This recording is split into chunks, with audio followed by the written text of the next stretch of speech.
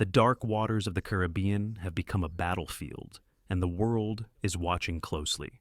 In the early hours of September 15th, 2025, U.S. forces struck hard against a Venezuelan narco crew, sinking their vessel and sending a powerful message. America will no longer tolerate cartels poisoning its people. President Trump has made it clear. Every cartel boat is a target, every smuggler a threat, and every operation a warning that U.S. power will be used without hesitation. But here's the question. Are these decisive strikes against narco-traffickers a turning point in the global drug war? Hi, before we continue, one click on the subscribe button fuels all the effort behind this and every future video. Let's break it down exactly how U.S. forces captured cartel crews, destroyed their boats, and tightened the noose on Maduro's narco-state. At dawn on September 15th, 2025, U.S. military intelligence tracked a Venezuelan narco vessel moving quickly through international waters. The crew had been monitored since leaving the Venezuelan coast, believed to be transporting large quantities of cocaine and fentanyl, the same deadly substances responsible for killing hundreds of thousands of Americans each year. When ordered to stop, the smugglers ignored commands and accelerated. That decision sealed their fate. With precision-guided munitions, U.S. forces struck, destroying the vessel instantly. 3 cartel members were killed, others were detained, and the remaining contraband was lost to the sea. This was not just a strike, it was a statement of American resolve under President Trump's leadership. Just 2 weeks earlier, another dramatic operation had unfolded. U.S. Navy destroyers intercepted a cartel boat linked to Venezuela's Tren de Aragua gang. Again, orders to halt were ignored. The vessel attempted to flee into open waters.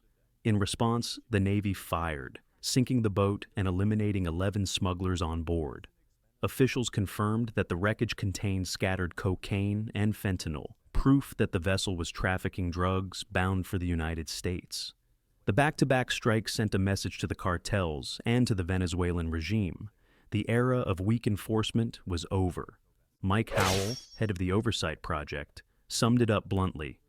This is the only language the cartels speak, power and force.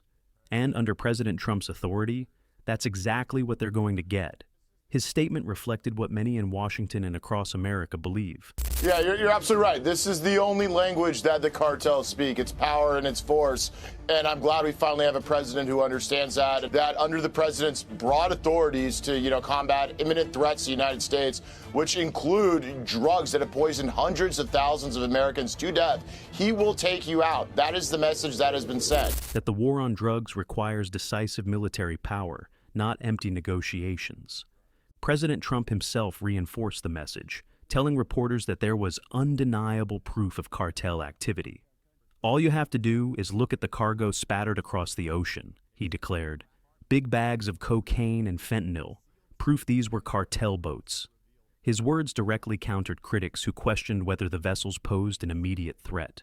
Do you plan to provide proof that these were narco-terrorists who were on their way to the U.S.? But you don't have to see it because we have recorded proof and evidence. We have proof. All you have to do is look at the cargo that was like it's spattered all over the ocean. Big bags of cocaine and fentanyl all over the place. The administration's stance is simple. Drugs that start in South America eventually destroy lives in American communities. And that chain of death must be broken at the source. Meanwhile, Nicolás Maduro's regime in Venezuela called the strikes an attack on sovereignty and labeled them acts of aggression. His foreign minister, Yvonne Gil, demanded that the United States immediately cease operations, claiming that innocent fishermen had been targeted. On September 12th, for example, U.S. Navy destroyers boarded a Venezuelan fishing vessel, searched it for hours, but found no contraband.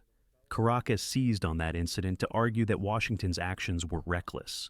At the same time, Venezuela appealed to the United Nations, portraying the operations as illegal military aggression. But President Trump's answer was clear and sharp. If I were a fisherman, I wouldn't want to be mistaken for a smuggler, he said. Every vessel in the Caribbean is now a potential narco boat, and if they choose to run, they're making a dangerous choice. The U.S. military presence in the region has expanded dramatically to back up these words. Stealth F-35 fighter jets were deployed to Puerto Rico, putting advanced American air power just minutes away from Venezuelan shores. Guided missile destroyers, submarines, and surveillance planes now patrol Caribbean waters daily, leaving no space for cartel vessels to hide.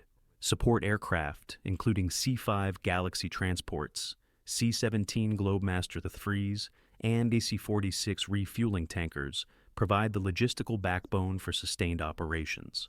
For the first time in decades, the Caribbean has become a theater of large-scale U.S. military enforcement. Defense Secretary Pete Hegseth, during a visit to Puerto Rico, described the mission bluntly. This is about protecting the American homeland from drugs that have killed over 300,000 of our people in a single year. Make no mistake, this is national security. The presence of top U.S. military leaders underscored the seriousness of the campaign and signaled that the U.S. would not back down, regardless of political criticism. On the ground, resistance is already visible. Protests erupted in Puerto Rico on September 14th, where demonstrators warned against turning the island into a staging point for war. At the same time, Maduro called on the Venezuelan militia to prepare for defense. Teachers, retirees, and municipal workers lined up to join his Bolivarian militia, pledging to resist U.S. aggression. But while Maduro rallies supporters at home, millions of Venezuelans continue to flee his collapsing economy, searching for safety abroad. That contradiction speaks volumes about the reality of life under his narco-state. Meanwhile, the United States has continued targeting cartel operations beyond the Caribbean. In early September, the U.S. Coast Guard launched Operation Pacific Viper, intercepting a narco boat south of the Galapagos Islands. Nearly 13,000 pounds of cocaine were seized, 7 smugglers detained, and the boat set ablaze. In total, 40,000 pounds of cocaine have been intercepted during this operation, averaging over 1,600 pounds per day. The statistics demolish claims by Venezuelan officials that U.S. enforcement is misplaced. Instead, the evidence shows that Washington is striking cartels on every front: the Pacific, the Caribbean, and land routes at the U.S. border. Still, tensions are mounting. Venezuelan fighter jets have buzzed U.S. naval ships, forcing President Trump to issue a direct warning. His administration has formally classified cartels as foreign terrorist organizations, aligning them with groups like ISIS and Al-Qaeda. Under this doctrine, narco-traffickers are no longer just criminals. They are terrorists who threaten U.S. security. At the same time, Trump has authorized the Department of Justice and DEA to continue seizing assets linked to Maduro's inner circle. Over $700 million in property and cash has been confiscated. The DEA has tied at least 30 tons of seized cocaine directly to Venezuelan officials, evidence of how deeply the regime is embedded in cartel networks. This growing body of proof is why the United States placed a $50 million bounty on Maduro, higher than the historical rewards for Saddam Hussein and Osama bin Laden. To Washington, Maduro is no longer just a political adversary. He is a kingpin presiding over a narco-terror state. That assessment has support from regional allies like Trinidad and Tobago, which praised the U.S. operations for addressing the cartel violence that has destabilized Caribbean nations for years. However, not all nations agree. Cuba, Nicaragua, and Bolivia have thrown their support behind Maduro, raising the stakes for a possible regional confrontation. If tensions escalate further, the Caribbean could become the front line of a geopolitical struggle with global consequences.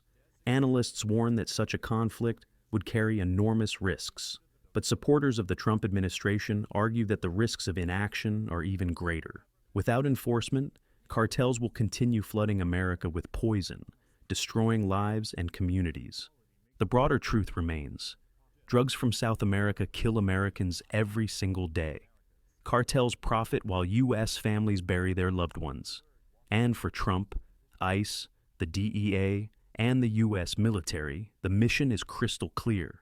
Stop the cartels before their poison reaches U.S. soil.